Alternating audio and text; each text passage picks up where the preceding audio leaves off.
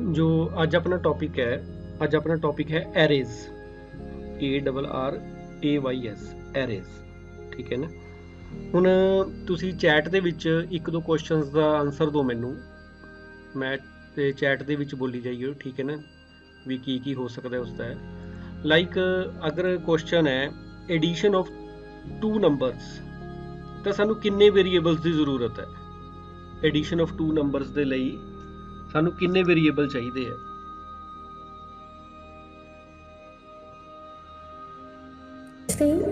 ਬਿਲਕੁਲ ਸਹੀ ਗੱਲ ਹੈ, 3 ਵੇਰੀਏਬਲ ਚਾਹੀਦੇ ਆ, ਕਿਉਂਕਿ ਆਪਾਂ ਕੀ ਕਰਾਂਗੇ, 2 ਤਾਂ ਇਨਪੁਟ ਕਰਾਵਾਂਗੇ।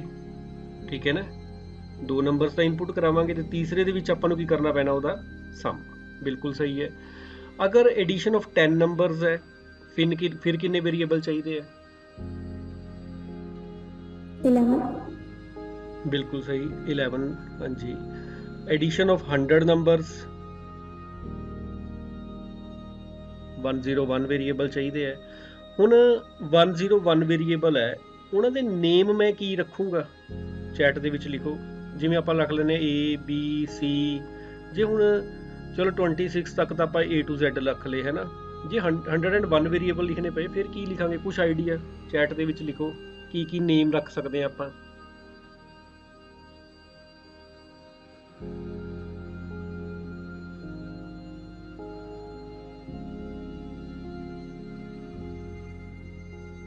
ਬਿਲਕੁਲ ਠੀਕ ਹੈ, small A, small capital ABC, A1 A2 ਇਹ ਸਾਰੇ ਰੱਖ ਸਕਦੇ ਆ। ਐਗਜ਼ੈਕਟਲੀ ਇਸ ਤਰੀਕੇ ਆਪਾਂ ਵੇਰੀਏਬਲ ਨੇਮ ਰੱਖ ਸਕਦੇ ਹਾਂ।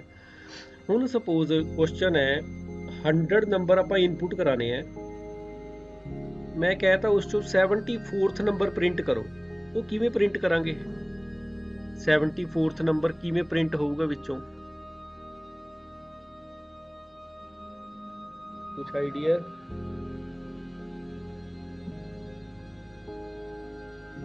ਪ੍ਰਿੰਟ A74, ਬਿਲਕੁਲ ਸਹੀ ਹੈ। ਵੀ ਆਪਾਂ A1 A2 ਲੈ ਲਈਏ, ਉਸ ਤਰੀਕੇ ਆਪਾਂ ਡਿਕਲੇਅਰ ਕਰ ਲਈਏ। ਹਾਂਜੀ ਠੀਕ ਹੈ, ਬਿਲਕੁਲ A74। ਹੁਣ ਆਪਾਂ ਕੁਐਸਚਨ ਕੀਤਾ ਸੀ greatest from 2 numbers, greatest from 3 numbers. ਅਗਰ ਮੇਰੀ ਰਿਕੁਆਇਰਮੈਂਟ ਹੈ greatest from 10 numbers, sorry 100 numbers, ਫਿਰ ਕਿਵੇਂ ਉਸ 'ਚ ਕੀ ਲੱਗਣਗੇ, ਕਿੰਨੇ ਉਹ ਲੱਗਣਗੇ, ਇਫ ਕਿਵੇਂ ਲੱਗੂਗੀ ਆਪਣੀ, ਕੁਛ ਆਈਡੀਆ ਚੈਟ ਦੇ ਵਿੱਚ ਤੁਸੀਂ ਲਿਖੋ। ਇਫ ਕੀ ਲਗਾ ਸਕਦੇ, ਇਫ ਅਗਰ addition of 100 greatest from 100 numbers ਕਰਨਾ ਹੈ ਤਾਂ ਕੀ ਹੋ ਸਕਦਾ ਚੈਟ ਉਹਦੇ ਵਿੱਚ, ਇਫ ਦੇ ਵਿੱਚ ਕਿਵੇਂ ਲੱਗੂਗੀ। ਇਫ ਥੋੜੀ ਕੰਪਲੀਕੇਟਡ ਬਣ ਜੂਗੀ ਮੈਨੂੰ ਤਾਂ ਲੱਗਦਾ, ਕੁਛ ਆਈਡੀਆ ਦਿਓ।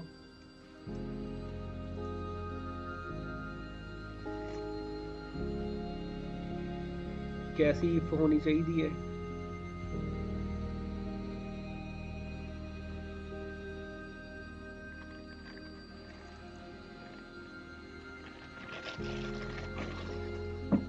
एंड लगूगा ना इफ, जिथे तक मैनू लगता कुछ ऐसा बनना चाहिए। If A1 greater than A2 and A1 greater than A3 and A1 greater than A4 and A1 greater than A5, ਐਵੇਂ 100 ਤੱਕ ਜਾਵਾਂਗੇ, ਫਿਰ A2 ਲਈ ਜਾਵਾਂਗੇ, ਇਸ ਤਰੀਕੇ ਹੀ ਕਰਾਂਗੇ ਨਾ। ਹੁਣ ਐਸੀ ਜੋ ਪ੍ਰੋਬਲਮਸ ਹੈ ਆਪਣੀਆਂ, ਜੋ ਐਸੇ ਕੁਐਸਚਨਸ ਹੈ, ਉਹਨਾਂ ਦਾ ਸੋਲੂਸ਼ਨ ਹੈ ਐਰੇਜ਼। ਵੀ ਜਿਹੜੇ ਕੁਐਸਚਨ ਬੜੇ ਕੰਪਲੀਕੇਟਡ ਬਣ ਗਏ ਐਵੇਂ ਤਾਂ, ਵੀ 100 ਇਨਪੁਟ ਕਰੋ, 100 ਚੋਂ ਗ੍ਰੇਟੈਸਟ ਫਾਈਂਡ ਕਰੋ। ਠੀਕ ਹੈ ਨਾ, ਫਿਰ ਉਹਨਾਂ ਨੂੰ ਪ੍ਰਿੰਟ ਕਰਨਾ ਹੈ, ਸਕੈਨ ਕਰਨਾ ਹੈ, ਸਮ ਕਰਨਾ ਹੈ। ਇਹਨਾਂ ਸਾਰਿਆਂ ਦੀ ਜੋ ਰਿਪਲੇਸਮੈਂਟ ਕਹੀਏ ਜਾਂ ਇਹਨਾਂ ਸਾਰਿਆਂ ਦਾ ਸੋਲਿਊਸ਼ਨ ਕਹੀਏ, ਵੀ ਇਹਨਾਂ ਸਾਰਿਆਂ ਨੂੰ ਆਪਾਂ ਕਿਵੇਂ ਹੈਂਡਲ ਕਰ ਸਕਦੇ ਹਾਂ, ਉਹ ਆਪਾਂ ਕਰ ਸਕਦੇ ਹਾਂ ਐਰੇਜ਼ ਦੇ ਨਾਲ। ਠੀਕ ਹੈ। ਐਰੇ ਦੀ ਡੈਫੀਨੇਸ਼ਨ ਕੀ ਹੈ, array is a collection of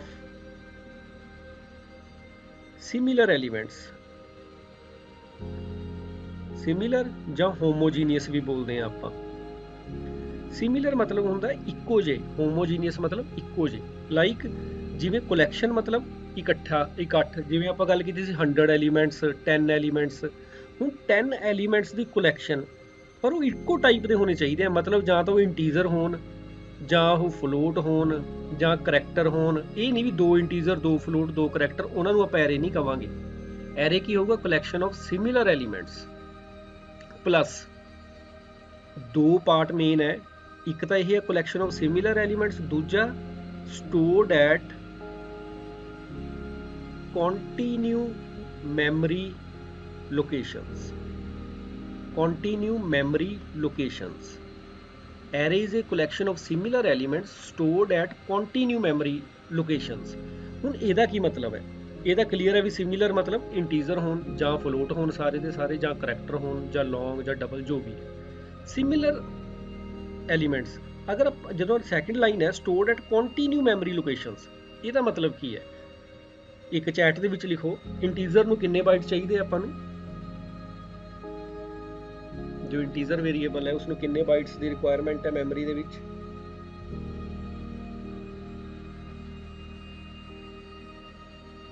ਬਿਲਕੁਲ ਸਹੀ, 2 ਬਾਈਟਸ। ਹਾਂਜੀ, ਜੋ ਆਪਣਾ ਟਰਬੋ ਸੀ ਹੈ ਕੰਪਾਈਲਰ, ਉਸ ਦੇ ਵਿੱਚ ਇੰਟੀਜ਼ਰ ਨੂੰ 2 ਬਾਈਟ ਚਾਹੀਦੇ। ਕੰਪਾਈਲਰ ਟੂ ਕੰਪਾਈਲਰ ਥੋੜਾ ਬਹੁਤਾ ਫਰਕ ਪੈ ਸਕਦਾ, ਬਟ ਆਪਾਂ ਟਰਬੋ ਸੀ ਨੂੰ ਬੇਸ ਮੰਨ ਕੇ ਚੱਲ ਰਹੇ ਹਾਂ ਆਪਣੀ ਇਸ ਲੈਕਚਰਸ ਦੇ ਵਿੱਚ, ਤਾਂ ਉਸ ਦੇ ਵਿੱਚ ਇੰਟੀਜ਼ਰ ਕੀ ਹੈ? 2 ਬਾਈਟਸ ਦਾ, ਫਲੋਟ ਜਿਹੜਾ 4 ਬਾਈਟ ਦਾ। ਹੁਣ ਐਕਚੁਅਲ ਇਹ ਚੀਜ਼ ਧਿਆਨ ਨਾਲ ਸਮਝਿਓ, ਜਦੋਂ ਆਪਾਂ ਉਹਨੂੰ ਸਟੋਰ ਕਰਦੇ ਹਾਂ ਨਾ, ਜਿਵੇਂ ਮੈਂ ਲਿਖਿਆ ਇੰਟੀਜ਼ਰ ਆਈ ਨੂੰ 2 ਬਾਈਟਸ ਚਾਹੀਦੇ ਹੈ, ਉਹਨੇ ਨਾ ਮੈਮਰੀ ਦੇ ਵਿੱਚ ਕੋਈ ਲੋਕੇਸ਼ਨ ਰਿਜ਼ਰਵ ਕਰ ਲਈ, ਉਸ ਲੋਕੇਸ਼ਨ ਦਾ ਕੋਈ ਐਡਰੈਸ ਹੋ ਸਕਦਾ ਜਿਵੇਂ 1020, ਠੀਕ ਹੈ। ਇਹ ਕਿੰਨੇ ਬਾਈਟ ਦੀ ਹੋਊਗੀ? 2 ਬਾਈਟ ਦੀ ਹੋਊਗੀ। ਕਿਵੇਂ ਪਤਾ ਲੱਗਿਆ ਸਾਨੂੰ? ਕਿਉਂਕਿ ਇੰਟੀਜ਼ਰ ਨੂੰ ਕਿੰਨੇ ਬਾਈਟ ਚਾਹੀਦੇ ਆ? 2 ਬਾਈਟ ਚਾਹੀਦੇ ਆ। ਕਲੀਅਰ ਹੈ ਨਾ? ਇੱਕ ਮੈਂ ਲੈ ਲਿਆ ਇੰਟ j, ਇਹਦਾ ਮਤਲਬ ਫੇਰ ਉਹਨੇ 2 ਬਾਈਟ ਕੋਈ ਰਿਜ਼ਰਵ ਕਰ ਲਏ ਮੈਮਰੀ ਦੇ ਵਿੱਚ, ਉਹਦਾ ਵੀ ਕੋਈ ਐਡਰੈਸ ਹੋ ਸਕਦਾ ਹੈ। ਮੈਂ ਕਹਤਾ 1040, ਇੱਕ ਸੈਕਿੰਡ ਮੈਂ ਚੈੱਕ ਕਰ ਲੈਣਾ।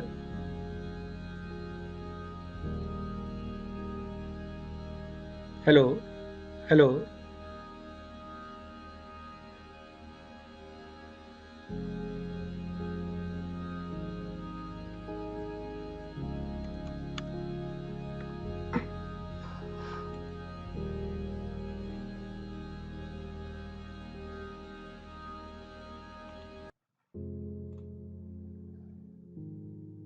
ਚਲੋ ਠੀਕ ਹੈ। ਹਾਂਜੀ ਠੀਕ ਹੈ ਵੀ ਆਪਾਂ ਇੱਕ ਇੰਟੀਜ਼ਰ i ਉਸ ਦਾ 1020 ਐਡਰੈਸ ਹੈ, ਇੱਕ ਇੰਟੀਜ਼ਰ j ਉਸ ਦਾ 1040 ਐਡਰੈਸ ਹੈ। ਠੀਕ ਹੈ, ਕੋਈ ਆਪਾਂ ਹੋਰ ਲੈ ਲਿਆ ਫਲੋਟ k, ਉਸ ਦਾ ਵੀ ਕੋਈ ਐਡਰੈਸ ਹੋਊਗਾ ਮੈਮਰੀ ਦੇ ਵਿੱਚ। ਸਪੋਜ਼ ਮੈਂ ਕੁਝ ਵੀ ਮੰਨ ਲਓ 2010, ਇਹ ਕਿੰਨੇ ਬਾਈਟ ਦਾ ਹੋਊਗਾ? 4 ਬਾਈਟ ਦਾ, ਕਿਉਂਕਿ ਫਲੋਟ ਨੂੰ ਕਿੰਨੇ ਚਾਹੀਦੇ ਹੈ? 4 ਬਾਈਟ ਚਾਹੀਦੇ ਆ। ਇਹ ਕਿੰਨੇ ਹੋਣਗੇ? 2 ਬਾਈਟ। ਇਹ ਕਿੰਨੇ ਹੋਣਗੇ? 2 ਬਾਈਟ। ਠੀਕ ਹੈ ਨਾ? ਹੁਣ ਕੰਟੀਨਿਊ ਮੈਮਰੀ ਲੋਕੇਸ਼ਨ ਦਾ ਮਤਲਬ ਹੈ ਵੀ ਜਿਹੜਾ ਪਹਿਲਾ ਵੇਰੀਏਬਲ ਹੈ ਉਹ ਅਗਰ 1020 ਤੇ ਹੈ, ਅਗਰ ਫਸਟ ਐਲੀਮੈਂਟ 1020 ਤੇ ਹੈ ਤਾਂ ਸੈਕਿੰਡ ਕਿੱਥੇ ਹੋਊਗਾ? ਹਾਂਜੀ, ਅਗਰ ਪਹਿਲਾ 1020 ਤੇ ਹੈ, ਇੰਟੀਜ਼ਰ ਦੀ ਗੱਲ ਕਰ ਰਿਹਾ ਮੈਂ, ਇੰਟੀਜ਼ਰ ਦੇ ਵਿੱਚ ਅਗਰ 10 ਐਲੀਮੈਂਟਸ ਹੈ ਐਰੇ ਦੇ ਵਿੱਚ, ਆਪਾਂ ਇਹ ਗੱਲ ਸਮਝਣ ਦੀ ਕੋਸ਼ਿਸ਼ ਕਰ ਰਹੇ ਹਾਂ। ਅਗਰ ਪਹਿਲਾ 1020 ਤੇ ਹੈ ਤਾਂ ਸੈਕਿੰਡ ਕਿੱਥੇ ਹੋਊਗਾ? 1022।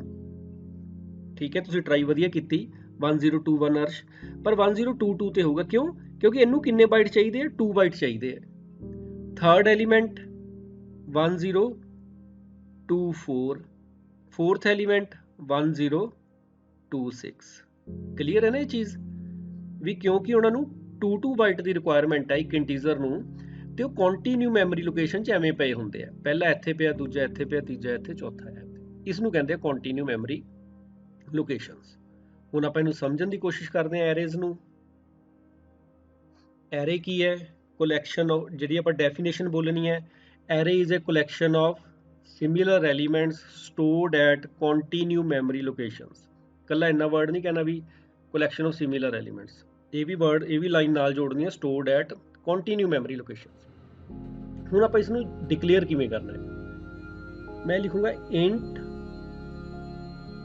a10 ਸਕੁਅਰ ਬ੍ਰੈਕਟ ਦੇ ਵਿੱਚ। ਠੀਕ ਹੈ, ਇੰਟ a10। ਦਿਸ ਮੀਨਸ ਇਸ ਏਜ ਕਿੰਨੇ ਇੰਟੀਜ਼ਰ ਆ ਸਕਦੇ ਆ? 10 ਇੰਟੀਜ਼ਰ ਆ ਸਕਦੇ ਆ। इस एज किन्ने इंटीजर आ सकते हैं? 10 इंटीजर आ सकते हैं। अगर मैं 100 इंटीजर लिखने हैं तो मैं की लिखूंगा? Int x 100। इस किन्ने आ जाएंगे? 100 इंटीजर आ जाएंगे। मतलब मैनू इन्ने वेरीएबल लैन की जरूरत ही नहीं, A1 A2 A3, कल मैं एक लाइन लिखूंगा x 100 तो अपने आप उस किन्ने आ जाएंगे? 100 इंटीजर आ जाएंगे। अगर मैं फलोट की गल करा, फलोट x 200, दिस मीनस इस दे विच किन्ने फलोट आ जाएंगे? 200 फलोट वेरीएबल्स आ सकते हैं। ठीक है ना, इक्को दे विच इन्ने ज़्यादा वेरीएबल आ सकते हैं। ये एरे है। हुण एक चीज़ होर आपां ध्यान दईए, इंटीजर नूं किन्ने बाइट्स चाहिए? 2 बाइट्स। इस इंटीजर नूं किन्ने चाहिए होऊगे? हाँ जी, इस इंटीजर नूं किन्ने चाहिए होऊगे बाइट्स? 20 बाइट्स। बिल्कुल निताशा, क्योंकि एक इंटीजर नूं 2 बाइट चाहिए है तो 10 नूं किन्ने चाहिए है? 20 बाइट्स। इस नूं 200 बाइट्स। इस नूं फलोट x नूं x 200 नूं इस नूं किन्ने बाइट चाहिए है? 800 बाइट्स। क्यों? क्योंकि एक फलोट नूं 4 बाइट चाहिए है तो 200 फलोट्स नूं किन्ने चाहिए होगे? 800 बाइट्स चाहिए होंगे। एग्जैक्टली बिल्कुल सही है आंसर तुहाडा, क्लीयर है बिल्कुल। नैक्सट इस दे विच हुण अगली चीज़ जो है आपां लिखिआ A10। ये की है? Array name. ए की है? Array name. यह की है? उसका साइज। ठीक है, ਜਦੋਂ इसनूं यूज करना है उदों इसनूं साइज नहीं कवांगे, उदों इनू कवांगे इंडैक्स। जिहड़ा इंडैक्स है वो स्टार्ट हुंदा है 0 तो ते कित्थे तक जांदा है? n-1 तक। ठीक है, n की है? Total number of elements in an array. Like in this case if we have A10, this means starting index will be 0 and ending index is 9। 9 की में 10 minus 1 9। इसका स्टार्टिंग इंडेक्स कितना होगा? 0, एंडिंग इंडेक्स 99। क्लियर है? First element कित्थे store होगा? A0 ते, क्योंकि फर्स्ट एलिमेंट कित्थे होगा? A0 ते। हुण अगर इस केस दे विच मैं कहां 74th एलिमेंट प्रिंट करना है, तुसीं किवें करोगे? 74th प्रिंट करना है, मैं की प्रिंट करूंगा? प्रिंट x 74th प्रिंट करना है। अगर आपां सैकेंड वाले दे विच जिस दे विच 100 है तो आपां की प्रिंट करांगे? x 73। बिल्कुल सही। ठीक है, x 73, क्योंकि पहला किस ते पिया? 0 ते पिया। इत्थे ब्रेस किहड़ी लानी है? करली ब्रेस लानी है, गोल नहीं लानी, पैरेंथेसिस नहीं लानी, सॉरी करली नहीं लगानी, स्क्वेयर लगानी है। ठीक है, स्क्वेयर ब्रैकेट एरे दे विच हमेशा किहड़ी हुंदी है? Square bracket. हुण आपां एक क्वेश्चन करदे हां, इनपुट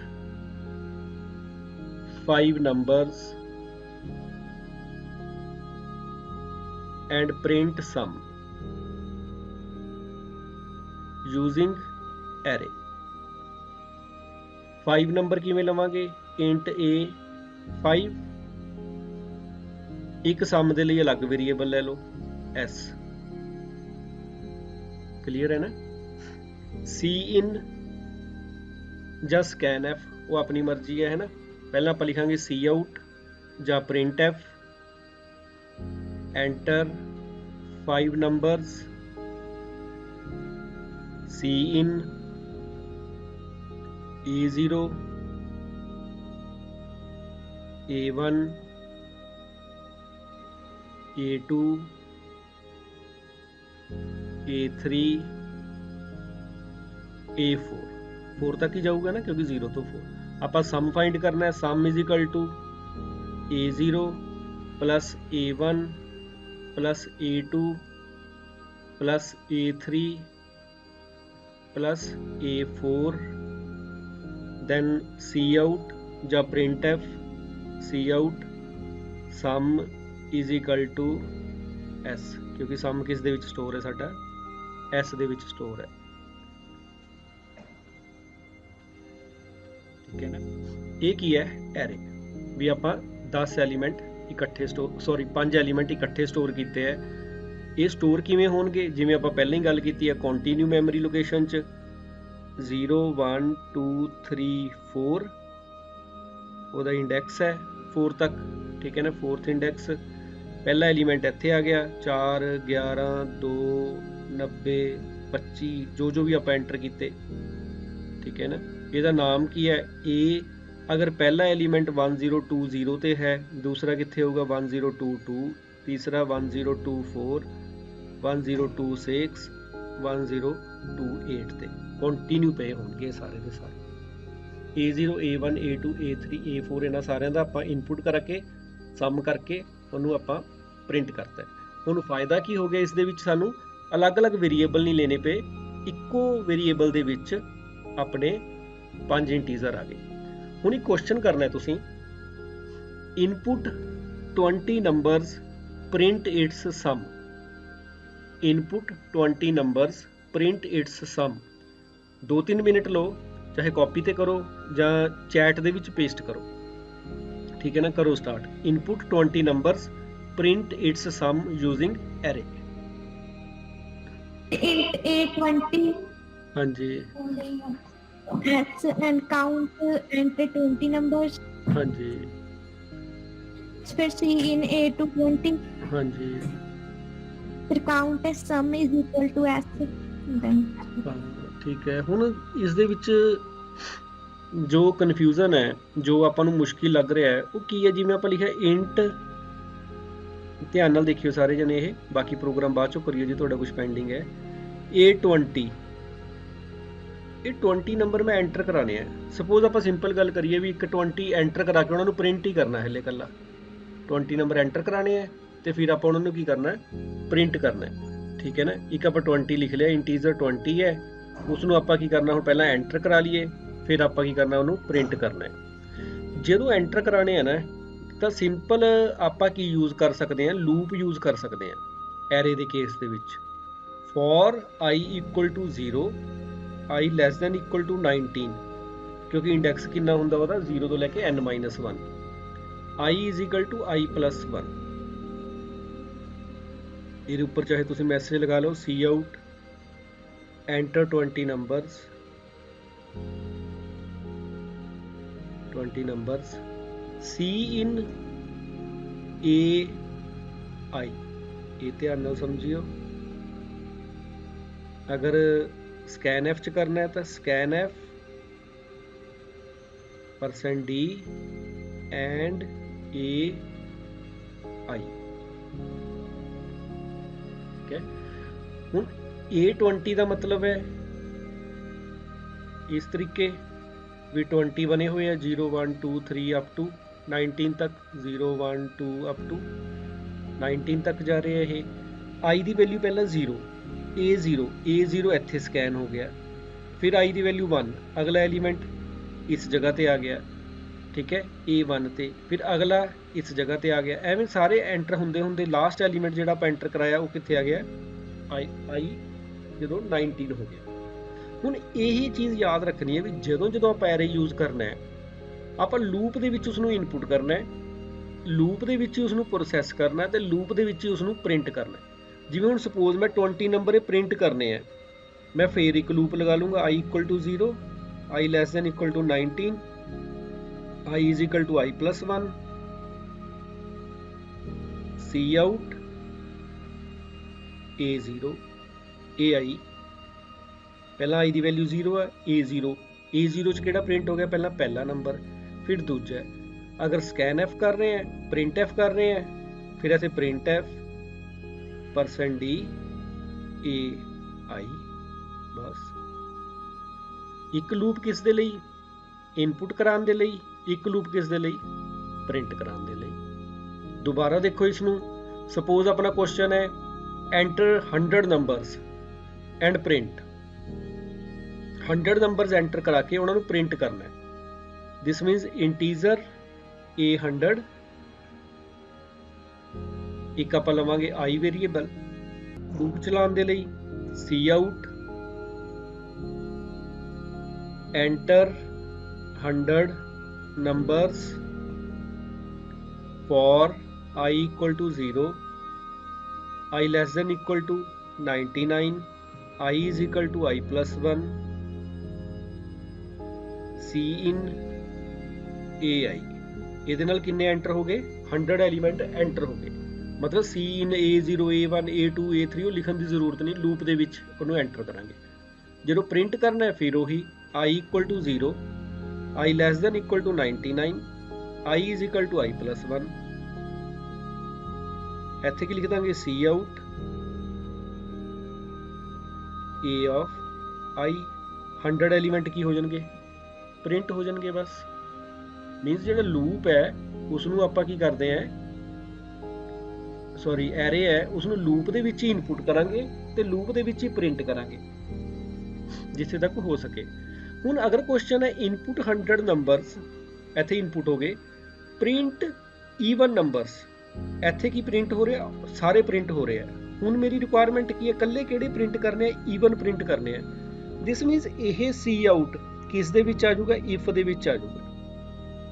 ਜਿਹੜਾ ਇਹ ਸੀ ਆਊਟ ਹੈ ਇਹ ਇਫ ਵਾਲੀਆਂ ਬ੍ਰੈਕਟਾਂ ਚ ਆ ਜਾਊਗਾ। ਇਫ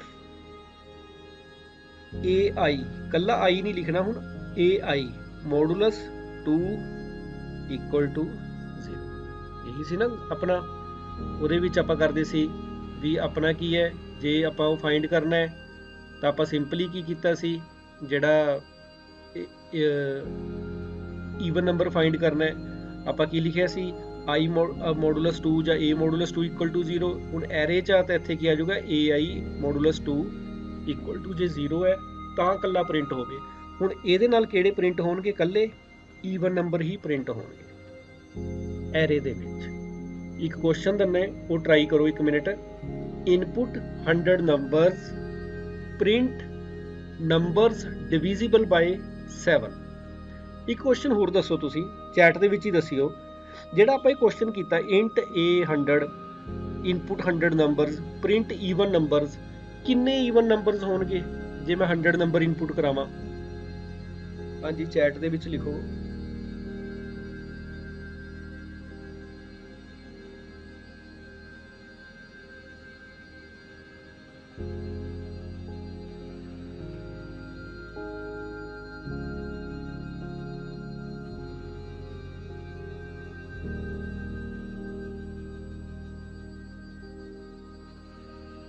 ਚਲੋ ਟਰਾਈ ਠੀਕ ਕਰ ਰਹੇ ਆ ਪਰ ਇਹ ਆਨਸਰ ਨਹੀਂ ਹੈ।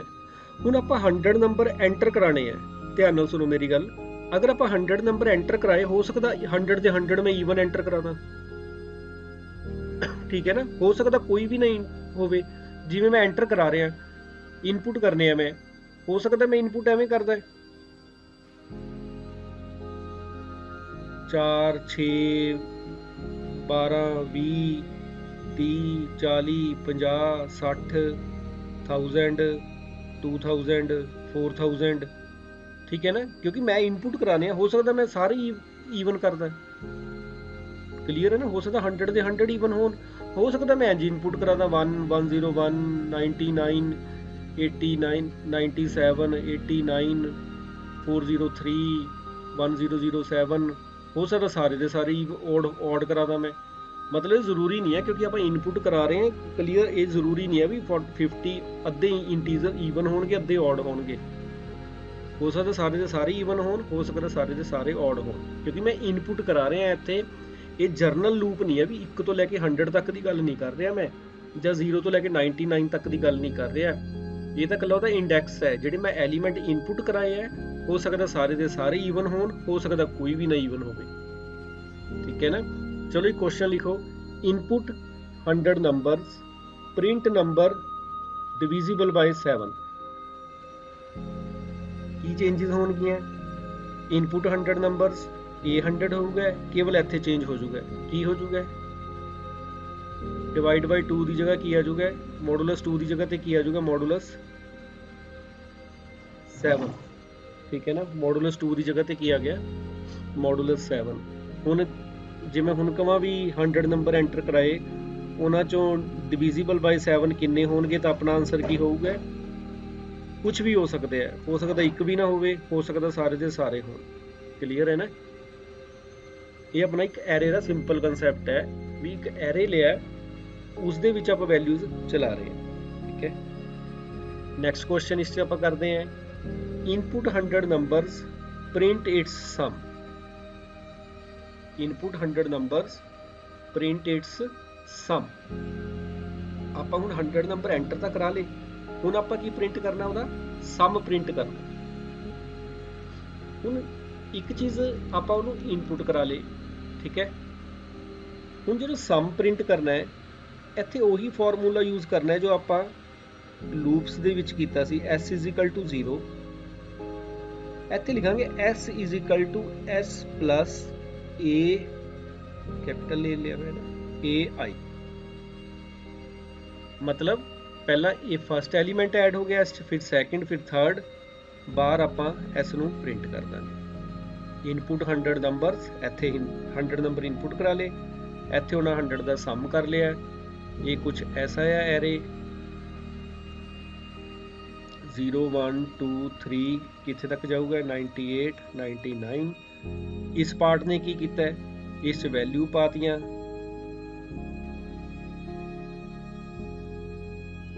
ਇਸ ਤਰੀਕੇ ਪਾਉਂਦੇ ਗਏ ਆਪਾਂ ਵੈਲਿਊਜ਼। ਇਸ ਨੇ ਕੀ ਕੀਤਾ? ਉਸ ਨੂੰ ਸਮ ਕਰਨਾ, ਪ੍ਰਿੰਟ ਸ਼ੁਰੂ ਕਰਤਾ। s ਦੀ ਵੈਲਿਊ ਪਹਿਲਾਂ ਕਿੰਨੀ ਹੈ? 0 0 ਪਲੱਸ i ਦੀ ਵੈਲਿਊ ਕਿੰਨੀ ਹੈ? 0 a 0 0 ਪਲੱਸ 4 4, ਫਿਰ i ਦੀ ਵੈਲਿਊ 1, s ਕਿੰਨਾ ਹੋ ਗਿਆ ਹੁਣ? 4 ਪਲੱਸ a 1 11 11 ਹੈ, 11 ਪਲੱਸ 4 15। ਨੈਕਸਟ a2 ਕਿੰਨਾ ਹੈ? 5 15 ਪਲੱਸ 5 20। ਨੈਕਸਟ a3 ਕਿੰਨਾ? 90 20 ਪਲੱਸ 90 110। ਇਸ ਤੱਕ ਜਾਂਦੇ ਜਾਂਦੇ ਉਹ ਸਾਰੇ ਐਡ ਕਰ ਦੂਗਾ 0 ਤੋਂ ਲੈ ਕੇ 99 ਤੱਕ, ਜਿੰਨਾ ਵੀ ਆਨਸਰ ਆ ਗਿਆ ਉਹ ਆਪਣਾ ਪ੍ਰਿੰਟ ਹੋ ਜਾਊਗਾ। ਠੀਕ ਹੈ ਨਾ? Input 100 numbers print sum of all numbers. ਜਾਂ ਕੁਐਸਚਨ ਆ ਸਕਦਾ ਹੈ, write a program to find sum of 100 numbers. ਅਗਰ ਸਮ ਆਫ 100 ਨੰਬਰਸ ਹੈ ਤਾਂ ਵੀ ਆਪਾਂ ਐਵੇਂ ਹੀ ਫਾਈਂਡ ਕਰਾਂਗੇ। ਠੀਕ ਹੈ ਨਾ? ਪਹਿਲਾਂ ਐਰੇ ਲਓ, ਉਹਨੂੰ ਇਨਪੁਟ ਕਰਾਓ, ਫਿਰ ਉਹਨਾਂ ਦਾ ਸਮ ਫਾਈਂਡ ਕਰੋ। ਹੁਣ ਅਗਰ ਕੁਐਸਚਨ ਹੈ, write a program to input 100 numbers, print sum of odd numbers। 100 input ਕਰਾਤੇ, ਸਮ ਕਿੰਨਿਆਂ ਦਾ ਕਰਨਾ ਉਹਨਾਂ ਦੇ ਵਿੱਚੋਂ? ਆਪਾਂ 100 ਇਨਪੁਟ ਕਰਾਤੇ, ਹਾਂਜੀ, ਸਮ ਕਿੰਨੇ ਦਾ ਕਰਨਾ ਹੈ? ਆਪਾਂ ਕੱਲੇ ਜਿਹੜੇ ਕਿਹੜੇ ਆ? ਈਵਨ ਹੈ, ਮਤਲਬ ਸਾਰਿਆਂ ਦਾ ਸਮ ਨਹੀਂ ਕਰਨਾ ਹੈ। ਜਿੰਨੇ ਹੈਗੇ ਇੱਥੇ ਇਹਨਾਂ ਸਾਰਿਆਂ ਦਾ ਸਮ ਨਹੀਂ ਕਰਨਾ ਹੈ। ਆਪਾਂ ਕਰਨਾ ਕਿਹਨਾਂ ਦਾ ਸਮ ਹੈ? ਕੱਲੇ ਕਿਹੜੇ ਆ ਜਿਹੜੇ ਈਵਨ ਹੈ ਜਾਂ ਕੱਲੇ ਔਡ ਹੈ।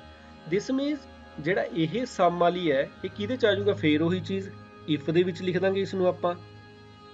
If ai modulus 2 = 1। ਔਡ ਦੇ ਲਈ ਕੀ ਹੁੰਦਾ? ਰਿਮਾਈਂਡਰ ਕਿੰਨਾ ਬਚਦਾ ਹੁੰਦਾ? 1। If ai modulus 2